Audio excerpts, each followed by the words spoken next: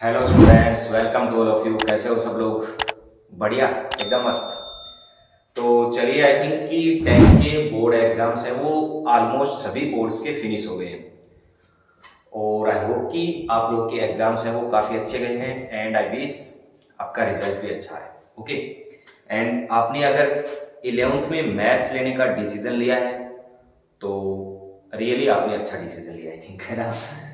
अब हम ज़्यादा बात नहीं करते हुए आपके 11th मैथ्स का टॉपिक स्टार्ट करते हैं, इनइक्वलिटीज। देखिए, ये आपके लिए बेसिक टॉपिक के रूप में काम करेगा। बेसिक से क्या मतलब है? बेसिक से मतलब है कि आप अगर अच्छे क्वेश्चंस कर रहे हो, कोई अच्छा कंपटीशन एग्जाम दे रहे हो, तो उसमें किसी भी एक्सरसाइज का आप क्वेश्चंस करोगे तो इनइक्वलिटीज के कंसेप्ट है वो कहीं भी यूज हो सकते हैं, भर भर के यूज होंगे। ओके, तो एज ए बेस टॉपिक इसे हम पढ़ेंगे। एंड दूसरी अगर बात करें मीडियम की, तो हिंदी मीडियम के बच्चे भी देख सकते हैं, because language is not the barrier in mathematics. Okay, and दूसरा, अगर आप अच्छे लेवल की मैथ पढ़ना चाहते हो या साइंस पढ़ना चाहते हो तो आपको इंग्लिश के साथ कम्युनिकेट करना पड़ेगा, बिकॉज एक तो आजकल जो भी मैटर प्रोवाइड किया जा रहा है वो सारा इंग्लिश में है, अच्छे स्टैंडर्ड्स बुक्स हैं वो भी इंग्लिश में है।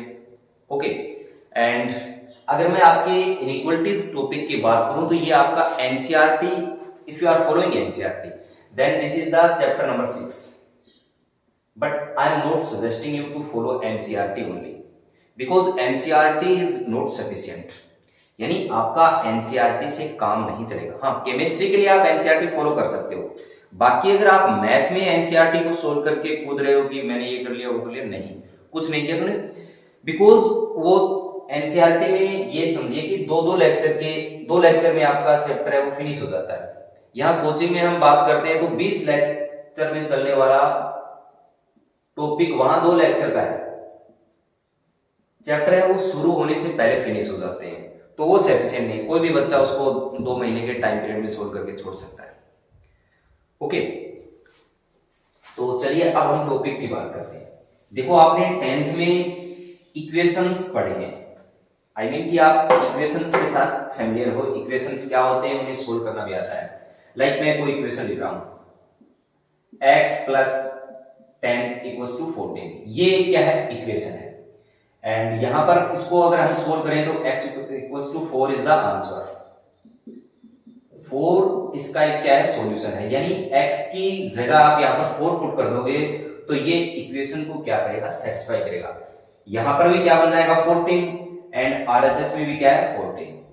सो एलएचएस बराबर यहां क्या है? आरएचएस। ये x बराबर 4 इसका एक सॉल्यूशन हो गया। अब देखिए, इक्वेशन में हम क्या सिंबल यूज करेंगे? यहां पर हमने इक्वल का साइन यूज किया है और यहां पर हम देखिए ग्रेटर देन, लेस देन, ये वाले सिंबल्स हैं वो यूज करेंगे, ठीक है। तब वो क्या बन जाएगी? इक्वेशन में इक्वल के साइन के बजाय मैं ये साइन यूज कर लूं तो क्या बन जाएगी? इनइक्वलिटी बन जाएगी।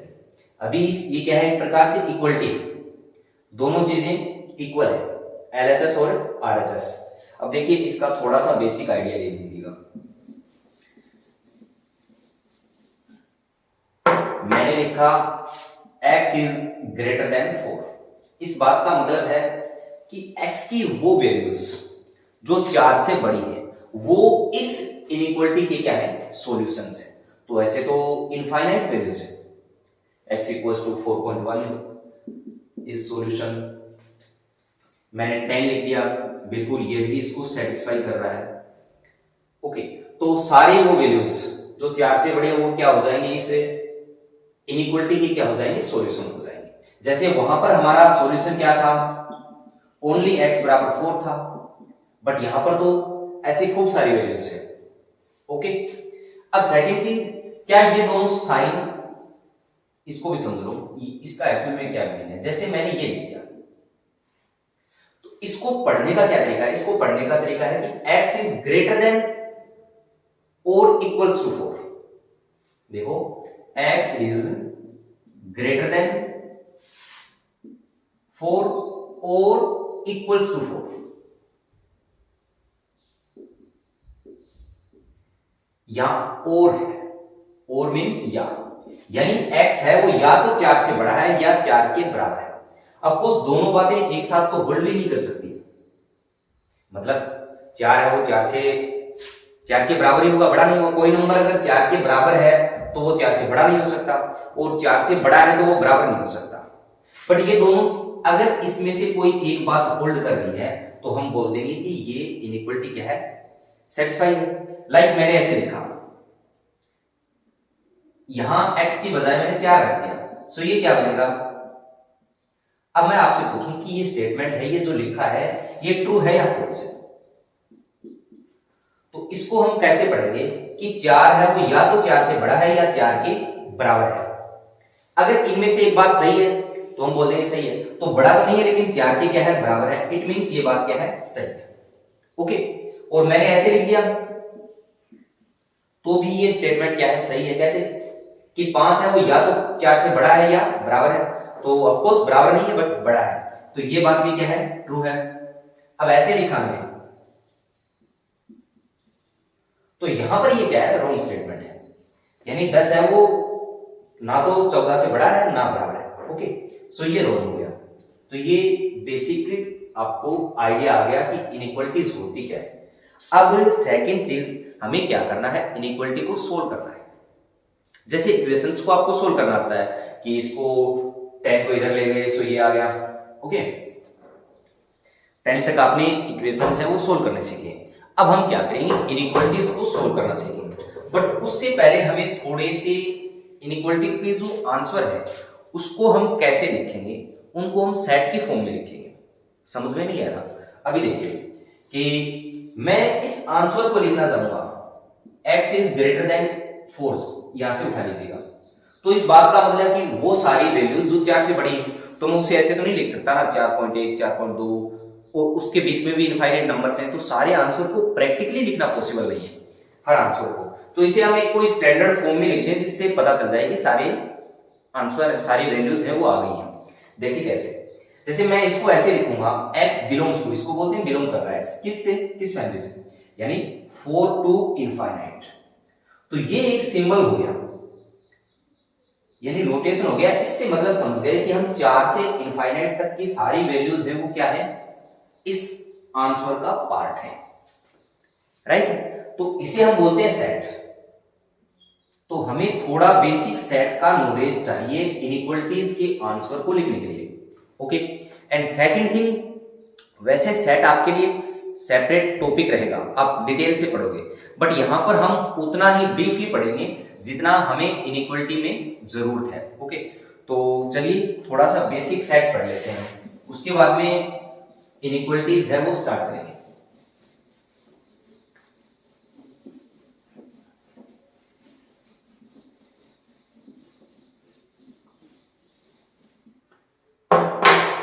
ये तो लिख लेते हैं, यहां पर क्या ये सिंबल्स हम यूज करेंगे, ठीक है। अब देखिए सेट, तो मैं सबसे पहले आपको बता दूं कि यहां पर हम, आप लोग शायद परिचित भी हो, 3 प्रकार के ब्रैकेट यूज करते हैं, उनके बेसिक मीनिंग क्या है। देखिए पहला, एक ये ब्रैकेट, एक ये और एक ये, ठीक है। इसको हम बोलते हैं डिस्क्रीट सेट, और ये दो कहलाते हैं कॉन्टिन्यूस सेट।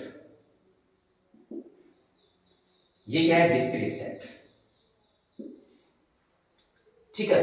अब देखिए इसके अंदर जैसे मैंने यहां पर लिख दिया 4 to 10, सॉरी 4 10, और यहां भी लिखा 4 10 एंड यहां भी लिखा 4 10।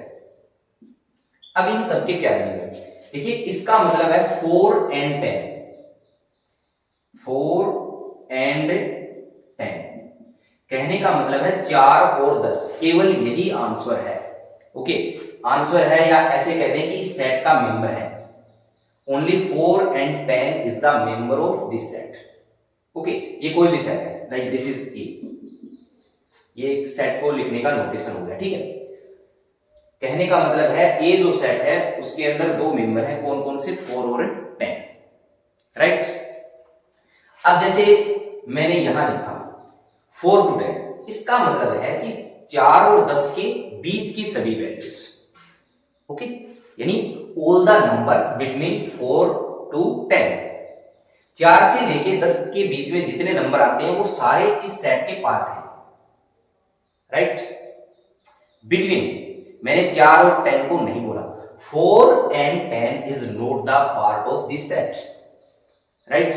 एंड अगर मैं यहां बात करूं तो यहां क्या होगा, 4 and 10 के बीच के सारे numbers and 4 and 10 also part of this set। क्या बात समझ आई? बिल्कुल। यहां तो only 4 and 10 is the part, यहां क्या होगा 4 and 10 के बीच के सभी नंबर्स, एंड यहां क्या होगा 4 and 10 के बीच के सभी नंबर तो होंगे बट 4 and 10 भी होगा, यानी तभी तो इन दोनों को हमने क्या बोला है, कॉन्टिन्यूस, राइट। अच्छा, दूसरी चीज जो आपका कॉन्टिन्यूस सेट है उसके अंदर ओपन, इसको ओपन ब्रैकेट बोलते हैं एंड इसको क्लोज बोलते हैं। तो एक साइड ओपन और एक साइड क्लोज्ड भी लग सकता है, राइट। मैंने ऐसे लिखा 4 to 10, तो इस बात का क्या मतलब है, इस बात का मतलब है कि 4 और 10 के बीच के सभी नंबर्स एंड 10 खुद भी, 10 के क्या लगा है, क्लोज ब्रैकेट लगा है, राइट। सो यहां आई होप कि आपको दिक्कत होनी नहीं चाहिए, इनको थोड़ा सा मैं लिखवा दूंगा जिससे चीजें ध्यान रह जाएगी, ठीक है। एंड सेकंड थिंग कि आप इनफाइनाइट पढ़ोगे, इनफाइनाइट की कभी भी क्लोज ब्रैकेट नहीं लगेगा, इनफाइनाइट की हमेशा ओपन ब्रैकेट लगेगा, इनफाइनाइट और माइनस इनफाइनाइट की, ओके। सो वैसे ये चलिए अब स्टार्ट करते हैं। सबसे पहले क्या लिखेंगे, जो अभी समझाया है उसको थोड़ा सा लिख लेते हैं, बेटर रहेगा। सबसे पहले डिस्क्रीट सेट,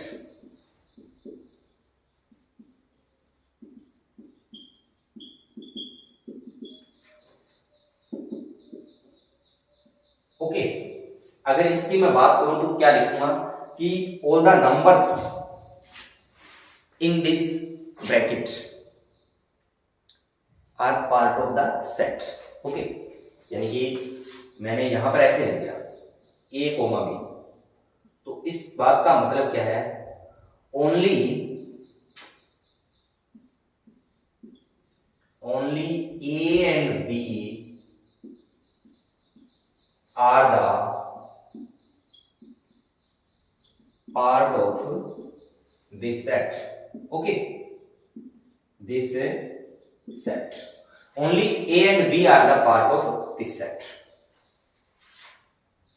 दूसरा मैंने लिखा कॉन्टिन्यूस सेट, कॉन्टिन्यूस सेट। तो कॉन्टिन्यूस सेट में आपके पास दो प्रकार के सेट्स हैं, ब्रैकेट हैं, कौन से, this one and this one, okay. तो यहां पर हम बात करते हैं सबसे पहले open bracket.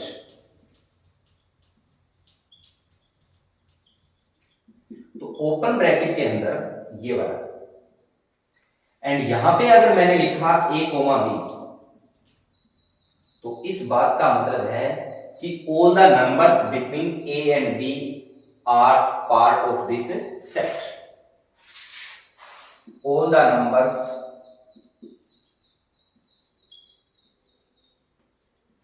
Between a and b are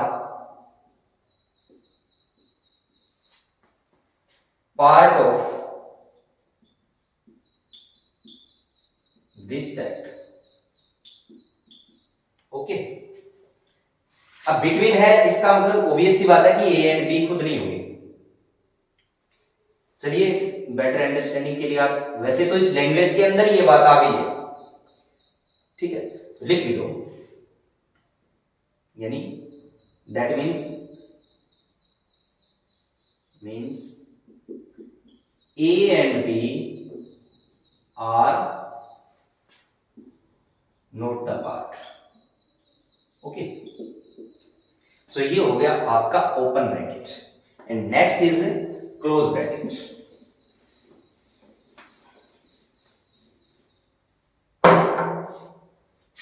second का second, close bracket.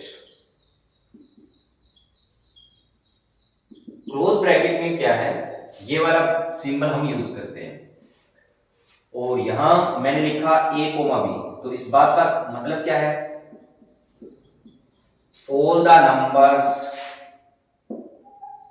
between a and b are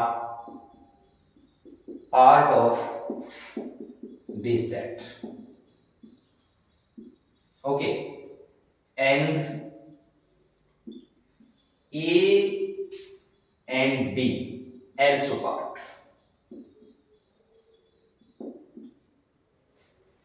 okay तो ये बेसिक सेट का आइडिया हो गया जो हमें इस एक्सरसाइज यानी इनइक्वालिटीज के क्वेश्चन सोल्व करने में लास्ट में जो आंसर लिखेंगे उसमें हमारी हेल्प करेगा। ठीक है, अब देखिए वैसे कोई भी हम आंसर है रियल नंबर में यहां पर डील करेंगे तो उसको थोड़ा सा और समझ लीजिएगा। नंबर लाइन पे हम इसको कैसे नोट करेंगे, देखो ये जो आपका पहला ब्रैकेट है, ये मैंने कोई भी नंबर ले लिया, जैसे मैंने लिखा 4 and 10, तो इसे अगर मैं नंबर लाइन पे शो करना चाहूं तो आप क्या करो, ये लिखा 4, ये लिखा 10, और यहां पर आप क्या कर दो, जो 4 और 10 है उसके आप एक प्रकार से फील्ड सर्कल कर दो। इस बात का मतलब है कि 4 और 10 क्या है, हमारे आंसर का पार्ट है। ठीक है, अब ये ऐसे लिखा है 4, 10, तो यहां पर आप क्या करो, ये लो, ये 4 है, ये 10 है, मार्क किया, और यहां ये देखो दोनों 4 और 10 के क्या है, ओपन सर्कल है, तो आप क्या करो, ओपन सर्कल लगा दो यहां पर। ठीक है, ओपन ब्रैकेट है, एंड नेक्स्ट इसके बीच की सभी वैल्यूज हैं, तो आप ऐसे कर दो इसको।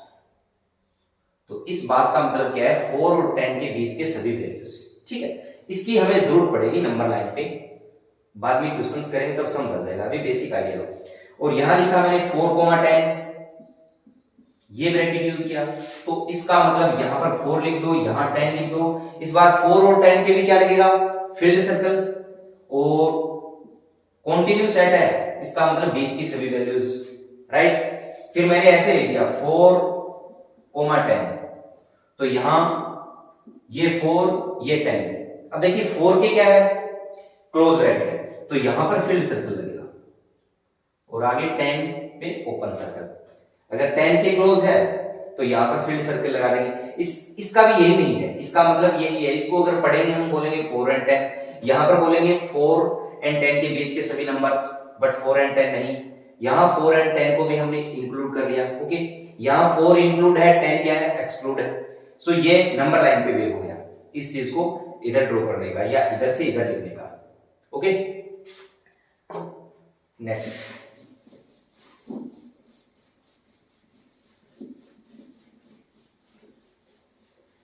देखिए सम वेल नोन सेट है। वेल नोन सेट का मतलब बहुत ज्यादा यूज होंगे, जिनकी आपको बेसिक अंडरस्टैंडिंग लेनी है। सबसे पहले सेट ऑफ रियल नंबर, या रियल नंबर की बजाय मैं सबसे पहले बात कर लेता हूं नेचुरल नंबर की।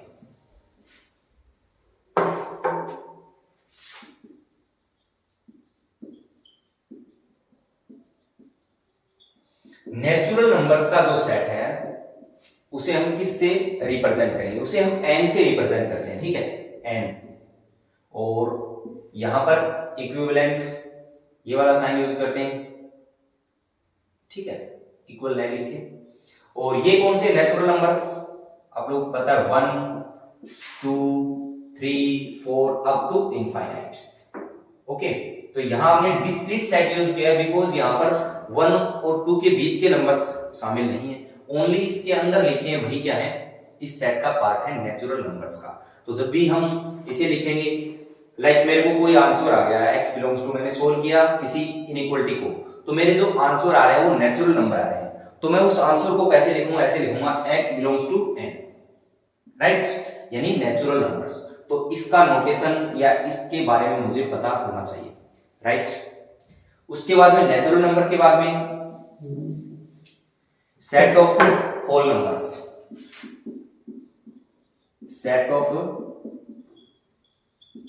Whole numbers. अब होल नंबर को हम W से रिप्रेजेंट करेंगे सेट को, एंड यहां पर क्या है, होल नंबर में क्या होता है, जीरो और शामिल कर लो, तो ये क्या बन जाएगा, 0 1 2 3। अगेन हमने डिस्क्रीट सेट यूज किया है बिकॉज यहां पर इसके अंदर जो लिखे हैं वही नंबर्स है। ओके, सो ये होल नंबर का सेट हो गया। उसके बाद में set of integers, set of integers, integers I लिख दिया हमने, और यहां पर क्या है, लाइक इधर चले हम माइनस इनफाइनाइट से, एंड यहां पर -4 -3 -2, उसके बाद में 0, फिर 1 2 3, ये सारे क्या है, इंटीजर्स है। ठीक है, इसे हम आई से लिखते हैं, वैसे जेड से भी लिख सकते हैं। ओके, तो ये set of natural numbers, whole numbers, उसके बाद में इंटीजर्स। अब इंटीजर में हम थोड़ा और देख लेते हैं कि नेगेटिव इंटीजर्स और पॉजिटिव इंटीजर्स भी होंगे। सेट ऑफ, जैसे इसी के अंदर बात कर लें,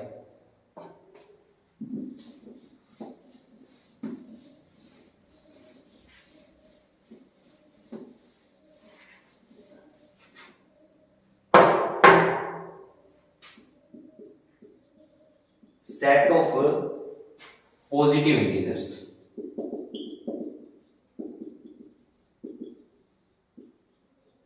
ठीक है, अब पॉजिटिव इंटीजर्स को हम i प्लस से लिख देंगे, i प्लस, और ये जो आपका सेट होगा इसमें क्या होगा, पॉजिटिव नंबर्स होंगे। जो इंटीजर्स हैं वो पॉजिटिव, ओनली पॉजिटिव इंटीजर्स क्या है, 1 2 3 4, ये वाले जो आपके नेचुरल नंबर्स थे। ठीक है, and set of negative integers,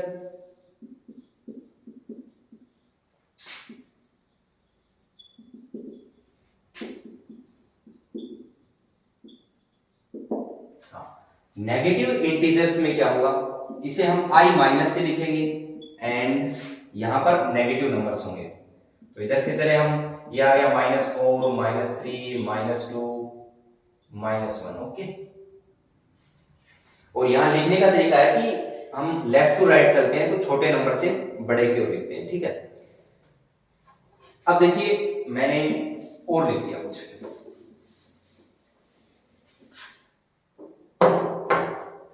set of non negative numbers, negative integers. अब नॉन नेगेटिव में क्या है, देखिए क्या नॉन नेगेटिव को हम पॉजिटिव बोल सकते हैं, नहीं। देखिए यहां पर क्या, नॉन नेगेटिव का मतलब पॉजिटिव इंटीजर से नहीं समझे, बिकॉज नॉन नेगेटिव में जीरो भी शामिल होगा। जीरो क्या है, पॉजिटिव नहीं है, नेगेटिव भी नहीं है, बट क्या है, नॉन नेगेटिव है। समझ नहीं है आपको, यानी नॉन नेगेटिव का मतलब हो गया कि नेगेटिव नहीं होना चाहिए, उसके अलावा सभी चलेगा। तो नेगेटिव नहीं होना चाहिए, इसका मतलब पॉजिटिव भी चलेगा और जीरो भी चलेगा। ओके, सो यहां पर जो आपका जो पॉजिटिव इंटीजर्स है उसमें मैंने क्या कर लिया, जीरो को और शामिल कर लिया, तो वो क्या बन गया, नॉन नेगेटिव इंटीजर का सेट बन गया। राइट, तो मैं क्या कर सकता हूं इसको, i, अब देखो किसी भी सेट में दूसरे सेट को ऐड करते हैं, एक प्रकार से ये सेट एंड ये सेट लेंगे, तो यहां पर हम यूनियन का यूज करते हैं। यूनियन कौन, जीरो, यानी जो आपका एक प्रकार से पॉजिटिव इंटीजर का सेट है उसमें हमने किसको शामिल कर लिया, जीरो को भी शामिल कर लिया। ठीक है, तो यहां इसे हम ऐसे लिख देंगे 0 1 2 3। ओके, एंड अगर मैं इसी लाइन पे बोलूं, set of non positive integers, non positive integers में भी अगेन पॉजिटिव नहीं होना चाहिए, इसका मतलब नेगेटिव और जीरो, नेगेटिव में जीरो को शामिल कर लो, तो वो क्या हो गया, set of non positive integers, यानी i minus plus zero, union zero बोलो, ये यूनियन का सिंबल है। ठीक है, नॉन पॉजिटिव हो गया, यानी पॉजिटिव नहीं है, उसके अलावा नेगेटिव है और जीरो भी है। ओके, सो वैसे इंटीजर्स के सेट के बारे में आपको पता होना चाहिए, उसी से आप बाकी सारे मीनिंग्स है वो निकाल सकते हो, रटने की जरूरत है। ओके, अब नेक्स्ट देखिए,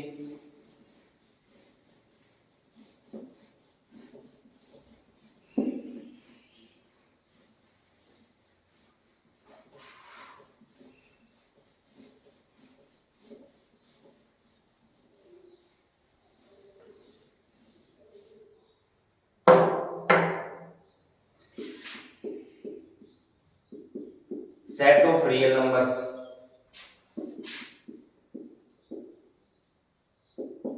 रियल नंबर के सेट को हम आर से बिलोंग करते हैं, ठीक है, आर। और इस सेट के अंदर जो नंबर लाइन पे हम जो नंबर शो कर सकते हैं वो सभी नंबर्स, ठीक है। तो माइनस इनफाइनाइट से इनफाइनाइट के सभी नंबर आ गए, तो इसे हम ऐसे लिखेंगे माइनस इनफाइनाइट टू इनफाइनाइट, ठीक है। अगेन इसी के अंदर अगर हम बात करें कि r प्लस क्या है, r माइनस क्या है, तो आप खुद समझ सकते हो इंटीजर्स वाले के आधार पे। r प्लस क्या है, set of positive real numbers, r minus क्या है, set of negative real numbers, ठीक है। तो आप यहां पर खुद लिखना।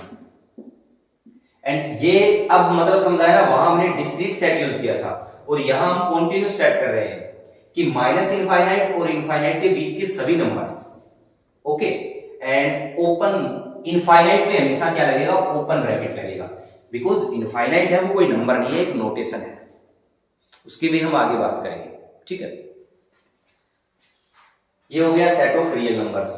उसके अलावा आप बताओ और कौन से सेट से फेमिलियर हो। जैसे हम बात कर लेते हैं set of prime number, set of rational numbers. पढ़े आपने 10th में 9th में रैशनल एंड इरैशनल नंबर्स। इसे हम क्यू से लिखते हैं इस सेट को, ठीक है।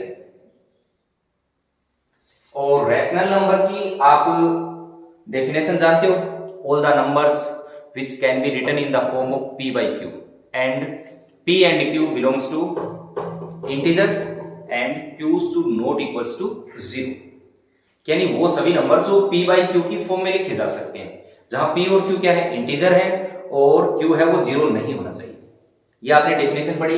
इसे मैं अगर सेट की फॉर्म में लिखूं तो ऐसे लिख सकता हूं, देखो x is a set such that x belongs x equals to, sorry पहले मैंने डिफाइन करना है, x equals to p by q, ठीक है।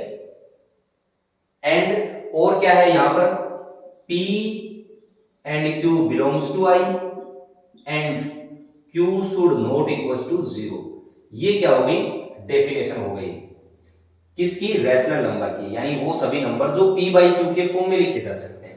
और p और q क्या होना चाहिए, इंटीजर होना चाहिए, और q है वो 0 नहीं होना चाहिए। इसको भी हम पढ़ेंगे क्यों 0 क्यों नहीं होता है। आपने वैसे देखा है कि कोई भी नंबर है उसका डिनोमिनेटर है वो अगर 0 है तो वो नंबर है वो डिफाइन नहीं होता, ठीक है। सो ये हो गया set of rational numbers. And next is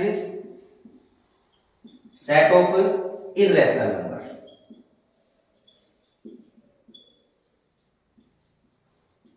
okay, irrational number को हम q बार से लिख देते हैं या फिर कॉम्प्लीमेंट ऑफ q के ऊपर c लगा दिया, ओके। तो एक प्रकार से ये हमने वो सेट पढ़ लिए जो हमें फ्रीक्वेंटली यूज होंगे बहुत ज्यादा, ठीक है। नोटेशंस यूज करेंगे। रियल नंबर आ गया तो हम लिख देंगे x बिलोंग्स टू r। कहां कैसे यूज होता है उसको भी देख लो। सपोज करो कि मैंने कुछ ऐसे लिख दिया, x square is greater then 0, ऐसे लिखा है। तो इसका क्या मतलब है, इसको आप इधर से पढ़ के देखो कि x स्क्वायर है वो 0 से बड़ा होता है। तो यहां क्या लिखा है, ये कोई भी नंबर x इक्वल हो लगा दिया मैंने, एक मिनट के लिए लिखा है कि किसी भी नंबर का स्क्वायर है वो या तो 0 होगा या 0 से बड़ा होगा। तो देखो कोई भी नंबर है, नंबर क्या हो सकते हैं, या तो नेगेटिव हो सकते हैं या पॉजिटिव हो सकते हैं या 0 हो सकते हैं। तो देखो 0 हो गया तो 0 का स्क्वायर 0, तो 0 यहां पर चलेगा। क्या ये बात सही है? बिल्कुल ये स्टेटमेंट सही है कि जीरो है वो जीरो से बड़ा नहीं है, लेकिन एक बात होल्ड कर रही है, तो ये बात सही है। फिर मैंने लिखा कोई भी नेगेटिव नंबर, उसका मैंने स्क्वायर किया, तो आपको पता है किसी भी नेगेटिव नंबर का अगर आप स्क्वायर करोगे तो वो क्या बन जाएगा? Positive number. तो आप समझो कि यहां पर एक पॉजिटिव नंबर आएगा, वो हमें पता है जीरो से बड़ा होगा, सो ये बात भी सही है।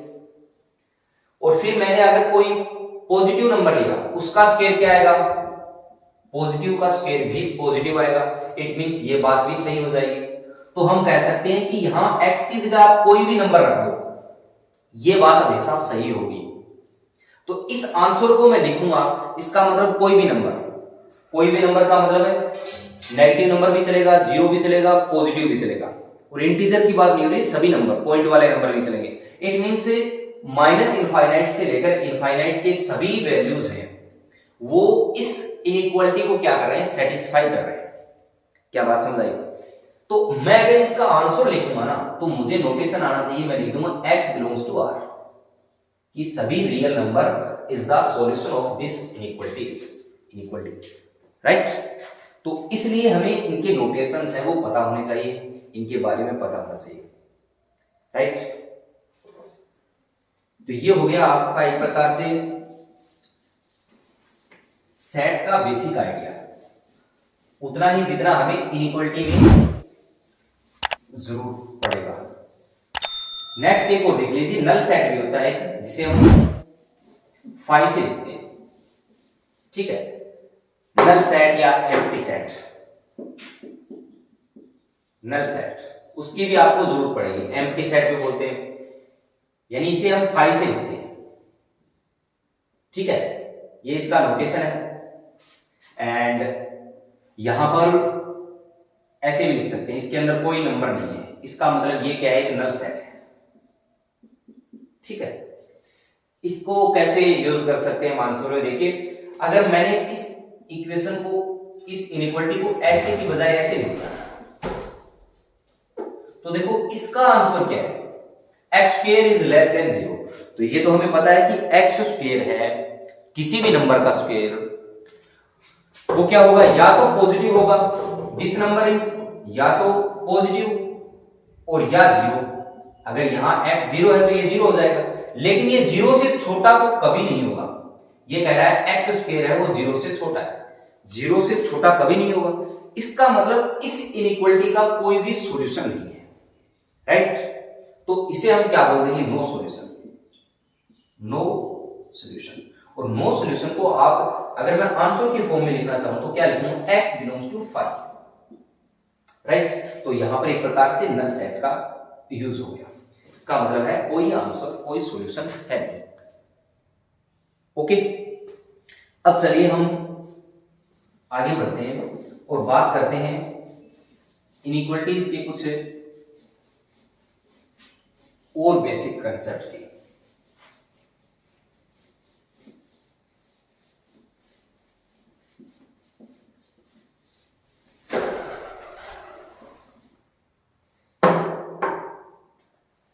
ठीक है,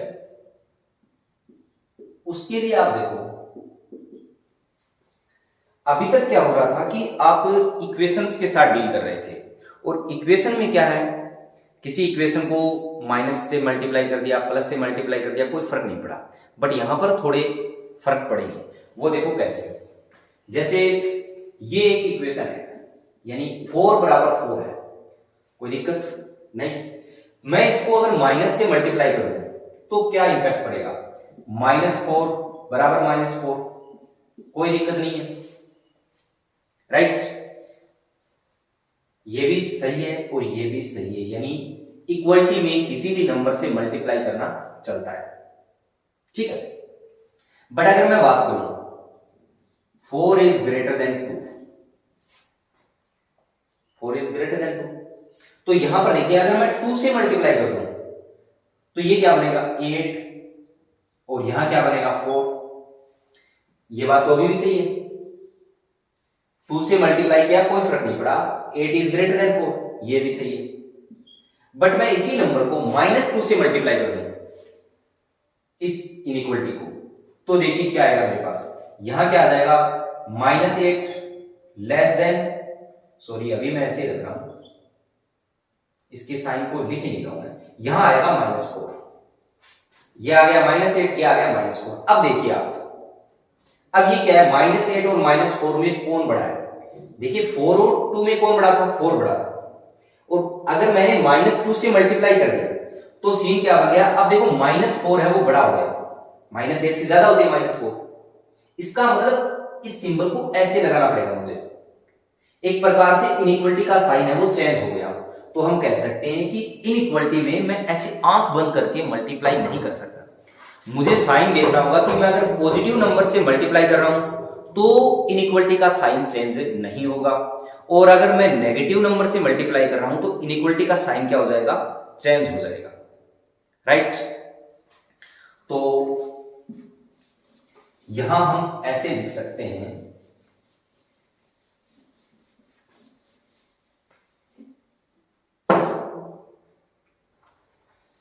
क्या लिखें? मैंने लिखा a is greater than b। a क्या है? If, then k is greater than kb, यानी मैंने किसी नंबर k से मल्टीप्लाई कर दिया, ठीक है, तो क्या बनेगा? ka is greater than kb। But यहां पर क्या होगा? If k is greater then 0, ये लिखना पड़ेगा मुझे। इक्वलिटी में ऐसी कंडीशन लगाने की मुझे जरूरत नहीं थी कि मैं किसी इक्वेशन को किसी नंबर से मल्टीप्लाई कर रहा हूं k से, तो वो k पॉजिटिव है या नेगेटिव डजंट मैटर, जो नई इक्वेशन आएगी वो भी क्या होगी? होल्ड करेगी। बट यहां पर ऐसा नहीं होगा, यहां पर अगर आपने किसी पॉजिटिव नंबर से मल्टीप्लाई किया तभी इनइक्वालिटी का साइन चेंज नहीं होगा, अदरवाइज उसका साइन चेंज हो जाएगा। एंड क्या होगा? And ka is less than kb, कब? If k is less than 0, यानी k एक नेगेटिव नंबर है तो मेरी जो इनइक्वालिटी है उसका साइन चेंज हो गया, राइट। एक एग्जांपल के तौर पे समझो, मैंने क्या लिखा? ये एक inequality x + 2 is greater then 3, okay, और यहां पर मैं इसको 2 से मल्टीप्लाई कर रहा हूं, तो मैं क्या लिख रहा हूं? मैंने लिखा 2x + 4 इज ग्रेटर देन 6, कोई दिक्कत नहीं है, मैंने एक पॉजिटिव नंबर से मल्टीप्लाई किया है। बट इसी इनइक्वालिटी को मैं मल्टीप्लाई कर दूं किससे? -3 से, तो ये क्या बनेगा? -3x, एंड यहां आ जाएगा -6। बट मैंने माइनस नंबर से मल्टीप्लाई किया है तो इसका साइन है वो चेंज हो जाएगा और ये बन जाएगा -9, ओके। तो यहां पर ये चीजें आपको ध्यान रखनी है इनइक्वालिटी को सोल्व करते हुए, इसकी हमें जरूरत पड़ेगी, इसकी गांठ बांध लेना आप लोग, ठीक है।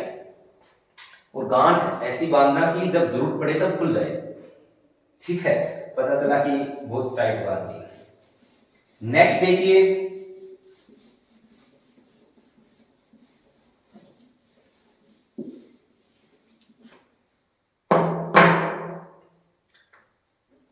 Second number rule. यहां पर अगर मैं बात करूं a is greater than b, again कोई इनइक्वालिटी ले ली मैंने। अब आप समझो, फिर से इक्वेशन में आप किसी भी नंबर से मल्टीप्लाई कर देते थे या एक प्रकार से उसको रेसिप्रोकल ले लेते थे, मतलब व्युत्क्रम। हिंदी में अगर आप देख रहे हो, हिंदी मीडियम के बच्चे हो, देखो मैंने लिखा 4 = 2, सॉरी यार बेवकूफ वाली बात, 4 = 4, ठीक है। अगर मैं इसको लिख दूं 1/4 और ये भी 1/4, यानी इसका रिवर्स कर दिया, रेसिप्रोकल ले लिया, तो भी ये बात क्या कर रही है? होल्ड कर रही है। ये समझ आ रहा है ना? बट यहां पर आइए, ये है ऐसे 4 इज ग्रेटर देन 2 और आपने इसका क्या कर लिया? रेसिप्रोकल ले लिया। आपने लिखा 1/4 और इधर कर दिया 1/2। तो देखिए अब इसमें कौन बड़ा है? 1/4 और 1/2 में कौन बड़ा है? ऑफ कोर्स 1/2 बड़ा है, तो इसका साइन क्या कर गया? रिवर्स कर गया, राइट। तो अगर आप इनइक्वालिटी में आपको कभी भी यदा कदा रेसिप्रोकल करना पड़े तो आपको ध्यान रखना है कि इनइक्वालिटी का साइन है वो रिवर्स हो जाएगा, ठीक है। ये की पॉइंट्स है भी। फिर से बता रहे हैं कि हमें इनइक्वालिटी को सोल्व करने के लिए इन चीजों की जरूरत पड़ेगी, कभी कुछ करना पड़ेगा, कभी कुछ करना पड़ेगा। सो यहां पर हम कह रहे हैं कि 1/a is less than 1/b। अगर यहां लेस देन होता तो यहां रिवर्स कर जाता, ग्रेटर देन हो जाता। ओके, ये चीज। और यहां ऑफकोर्स a और b जीरो नहीं होनी चाहिए, वो वैसे भी ऊपर भी होल्ड नहीं कर रहा है। ठीक है, ये सेकंड चीज हो गई। नेक्स्ट देखिए कि आप लोग इक्वेशन होती है उसमें क्रॉस मल्टीप्लाई कर देते हो, बट इनइक्वालिटी में हम क्रॉस मल्टीप्लाई तब तक नहीं करेंगे जब तक हमें साइन का अच्छे से कंफर्म नहीं होगा। कैसे, उस बात को समझो कि cross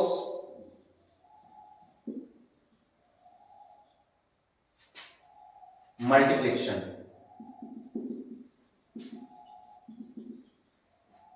inequalities,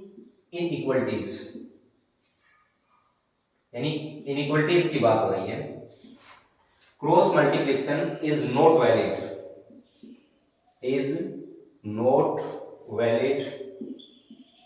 until sign is not known। यानी जब तक आप साइन के बारे में कंफर्म नहीं हो तब तक आप क्रॉस मल्टीप्लाई नहीं कर सकते। समझो कैसे। देखिए इक्वेशन में अगेन डजंट मैटर, बट यहां मैटर करेगा। कैसे, मैं ऐसे लिख रहा हूं, ये है आपका 5/2 और ये ऑफकोर्स 1 से बड़ा है। अब यहां पर मैं क्रॉस मल्टीप्लाई कर सकता हूं बिकॉज मुझे साइन का पता है कि 2 है वो पॉजिटिव नंबर है, तो मैं ऐसे लिख दिया। ये भी देखो वैलिड है, ये बात भी सही है और ये बात भी सही है। बट इसमें सपोज करो कि ये आपका ऐसे होता, 5/-2 होता, तो ये वाला नंबर बड़ा होता। अब मैं क्रॉस मल्टीप्लाई करूंगा बिकॉज मुझे यहां साइन के बारे में तो कंफर्म है कि ये -2 है, नेगेटिव नंबर है। बट जब मैं क्रॉस मल्टीप्लाई करूंगा, नेगेटिव नंबर है, तो मैं इनइक्वालिटी का साइन क्या कर दूंगा, रिवर्स कर दूंगा। तो यहां क्या बन जाएगा, यहां ऐसे बन जाएगा 5 इज लेस देन -2। ये बात भी सही है। तो यानी कि अगर हमें इनइक्वालिटी के साइन के बारे में कंफर्मेशन है, इनइक्वालिटी के नहीं सॉरी, जो नंबर है और में जिसे हमें क्रॉस मल्टीप्लाई करना है उसके साइन के बारे में हमें पता है, तो हम क्रॉस मल्टीप्लाई कर देंगे। अगर वो नंबर पॉजिटिव है तो हमें साइन चेंज नहीं करना पड़ेगा इनइक्वालिटी का, और अगर वो नंबर क्या है, नेगेटिव है, तो हम इनइक्वालिटी का साइन क्या कर देंगे, रिवर्स कर देंगे। बट अगर नंबर का साइन नहीं पता है तो हम क्या करें, या तो रिवर्स करें या नहीं करें, कंफ्यूज हो गए तो हम क्रॉस मल्टीप्लाई नहीं करेंगे। नहीं समझाया? देखिए कैसे, जैसे ऐसे लिखा है कुछ भी, x + 2 है और ऐसे लिखा है। अब आप x + 2 से मल्टीप्लाई नहीं कर सकते, इधर इसको इधर नहीं ले जा सकते बिकॉज हमें ये नहीं पता कि x + 2 है वो एक पॉजिटिव नंबर है या नेगेटिव नंबर है, राइट। यहां हम ले गए बिकॉज हम साइन के बारे में श्योर थे कि एक पॉजिटिव नंबर है, मल्टीप्लाई कर दिया, इनइक्वालिटी का साइन चेंज नहीं किया। यहां हमने नेगेटिव नंबर था, फिर से मल्टीप्लाई कर दिया, इनइक्वालिटी का साइन चेंज कर दिया। बट हम यहां पर क्या करें, साइन चेंज करें या नहीं करें, उसके लिए इससे पूछना पड़ेगा कि पॉजिटिव है कि नेगेटिव, तो वो तो नहीं बता सकता, राइट। तो इसके लिए सर इसको सोल्व कैसे करेंगे, तो इसके लिए हम क्या करेंगे, जब भी इनइक्वालिटी का सवाल हो, आगे कुछ लिखा हो तो उसको एक साइड ले आओ। यहां पर ये आ जाएगा -4 > 0, ये एक मेथड है इनइक्वालिटी के। जब हम क्वेश्चन सोल्व करेंगे तो ये कुछ भी नहीं है, आप सेकंडों में करोगे, ओके। बट अभी ये चीजें दिमाग में डालनी जरूरी है कि ऐसा हम क्यों नहीं कर सकते, तो उनके हम आपको विद एग्जांपल रीजन प्रोवाइड करवा रहे हैं, ठीक है। हाँ अच्छा, इसको अगर दूसरे तरीके से समझना चाहें, दूसरे तरीके से कैसे, देखो यहां पर एक्चुअल में मैंने क्या किया है, एक प्रकार से क्रॉस मल्टीप्लाई का मतलब क्या है, एक्चुअल में मैंने इस जो इक्वलिटी है इसको 2 से मल्टीप्लाई कर दिया, i/2 ऐसे। तो मैंने क्या किया, 2 से मल्टीप्लाई।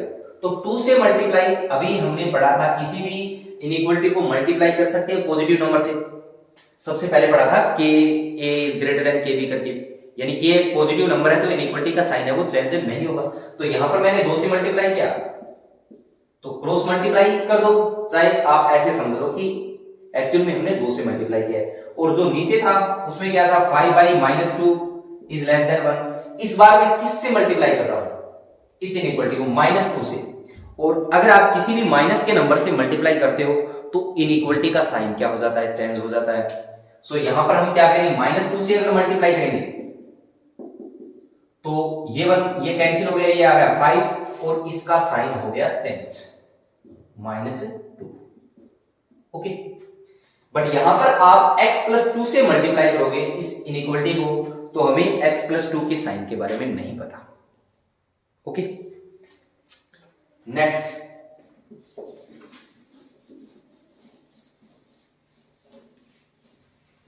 देखिए, इतने से हम काम चला देंगे। इनइक्वालिटी के अच्छे लेवल के क्वेश्चन भी सोल्व कर लेंगे। सेट का आपको बेसिक आइडिया आ गया और इनइक्वालिटी के सोल्व करने के लिए जो कॉन्सेप्ट्स हैं वो आपने देख लिए, तो हमारा काम चल जाएगा। बट फिर भी कुछ बेसिक बातें और देख लो।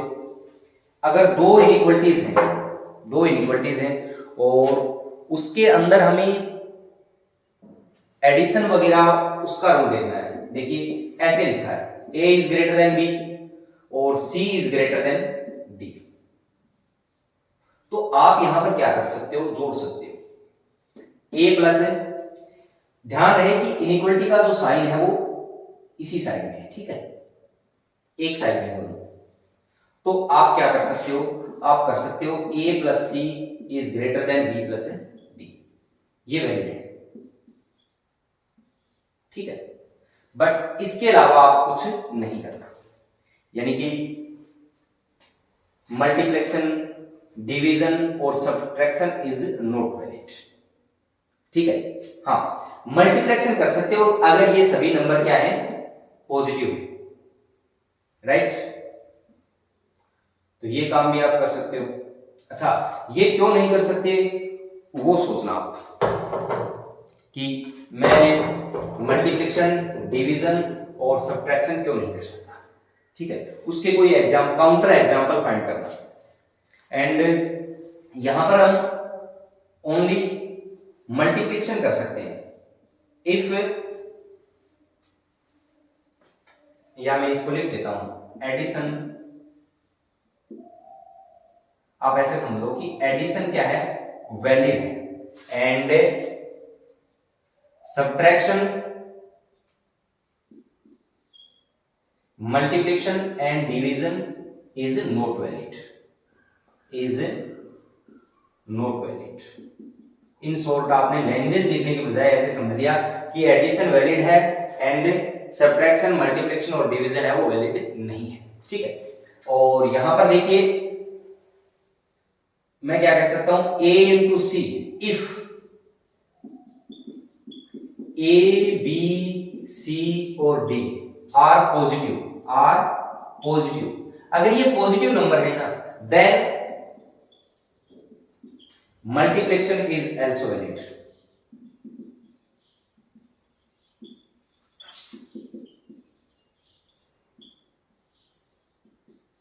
ठीक है। यानी आपको अगर इनके साइन के बारे में नहीं पता है तो भी आप जोड़ सकते हो इनइक्वालिटी को, ठीक है, बट ये नहीं कर सकते। लेकिन अगर ये सारे चारों नंबर पॉजिटिव है तो आप मल्टीप्लाई भी कर सकते हो अगर जरूरत पड़े तो, ओके। लेकिन ऐसे नहीं है कि आपका काम चल रहा है कि सब्ट्रैक्ट कर दें तो काम चल जाए, लेकिन आप कर नहीं सकते, ठीक है। तो ये इनइक्वालिटी को सोल्व करने के लिए सारे बेसिक रूल हो गए, ठीक है भाई। अब हमारा काम है वो चल जाएगा, ठीक है। नेक्स्ट एक दो बातें और देख लो, उसके बाद में हम क्वेश्चन पे आएंगे नेक्स्ट क्लास में।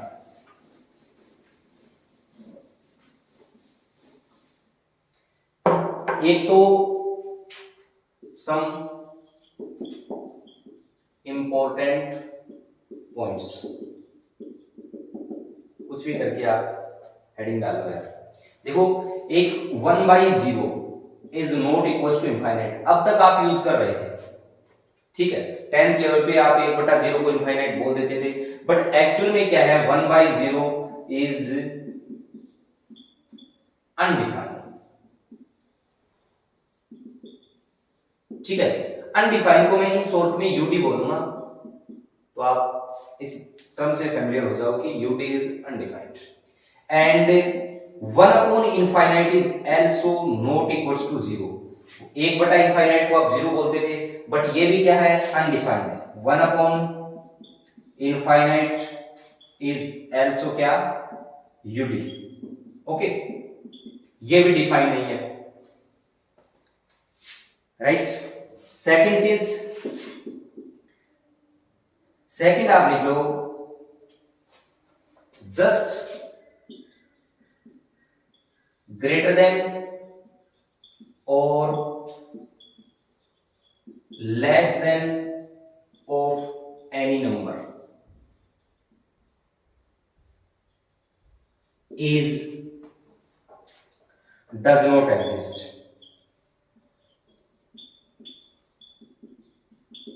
यानी कोई भी नंबर है, उस नंबर से जस्ट बड़ा नंबर और जस्ट छोटा नंबर एग्जिस्ट नहीं करता। ठीक, आप बता ही नहीं सकते। जैसे 4 से जस्ट बड़ा नंबर क्या होगा, तो यू कांट से। कैसे कि कोई भी नंबर है ना, कोई भी नंबर, कोई भी 2 नंबर दुनिया के जितने छोटे, जितने पास हो सकते हैं नंबर लाइन के, जैसे अल्फा और इसके जस्ट पास में बेटा है, जस्ट पास में, कितना ही पास में हो,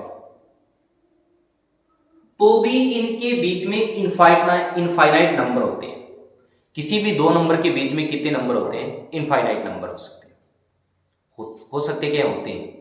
तो इसका मतलब, कहने का मतलब हो गया, आप किसी भी नंबर से, जैसे मैंने कहा 4 से जस्ट बड़ा नंबर बोलोगे ना, कोई भी नंबर बोल दोगे, जैसे 4.00000 कितने भी जीरो लगा दिए।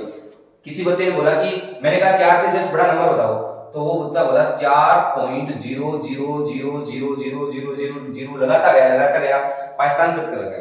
आगे उसने एक लिखा, बोला ये रहा सर, ये नंबर है 4 से जस्ट बड़ा। तो मैंने बोला इसमें एक जीरो डाल दूं, अब बोल, ये तो उससे बहुत छोटा हो गया। समझ आ रही है आपको? तो आप कुछ भी लिखोगे, मेरे को क्या करना है, उसमें एक जीरो डालना है, मैं बोल दूंगा ये छोटा है, 10 टाइम्स छोटा है। इसका मतलब जस्ट बड़ा नंबर नहीं मिला, ऐसे ही जस्ट छोटा भी नॉट पॉसिबल। ओके, तो कहने का मतलब हो गया, किसी भी नंबर से ऐसे नहीं है कि कोई बच्चा बोल दिया 4 से छोटा इज 3। 4 से 3 छोटा क्या है, इंटीजर्स बोल सकते हैं, लेकिन जस्ट छोटा नंबर, उसमें पॉइंट के नंबर भी होंगे, वो एग्जिस्ट नहीं कर सकता। कभी भी किसी को मत बोल देना कि मैं लिख दूंगा 4 से, या किसी भी नंबर से जस्ट बड़ा नंबर या जस्ट छोटा नंबर। ओके, सो ये भी की पॉइंट हो गया। नेक्स्ट क्या लिखिए, हाँ,